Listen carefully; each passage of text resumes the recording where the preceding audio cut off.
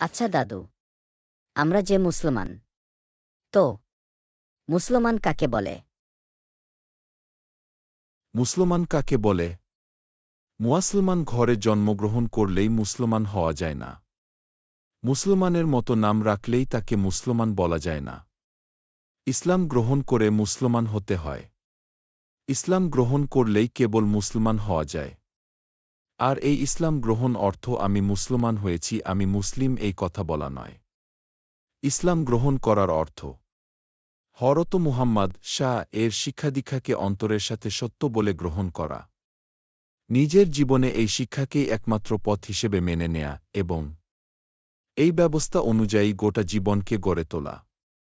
আল্লাহ তার কিতাবে এবং তার রাসূলের মাধ্যমে আমাদেরকে যে সমস্ত জিনিস বিশ্বাস করতে বলেছেন তা বিশ্বাস করার অর্থ হল ঈমান। আর এই আচ্ছা দাদু, বিশ্বাস করার অর্থ ঈমান। ঈমান কি?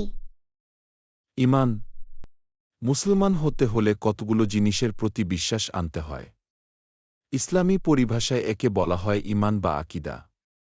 যতক্ষণ পর্যন্ত ঈমান ঠিক না হবে ততক্ষণ পর্যন্ত ইসলামের কোনো প্রশ্নই আসে না। সাধারণভাবে ঈমানকে বলা যেতে পারে কতগুলো বিষয় সম্পর্কে সুস্পষ্ট জ্ঞান বা ইলম। আমরা সবাই জানি যে কোনো কাজ করতে হলে সেই কাজ সম্পর্কে একটা পরিষ্কার ধারণা থাকতে হয়। এই ধারণাটুকু না থাকলে সে কাজও ভালোভাবে করা যায় না। তেমনি ইসলামকে গ্রহণ করে মুসলমান হতে হলে জানতে হবে ইসলামী ধ্যানধারণার ভিত্তি কী। আর এজন্য জ্ঞান বা ইলমকে ইসলামে এত গুরুত্ব দেয়া হয়েছে।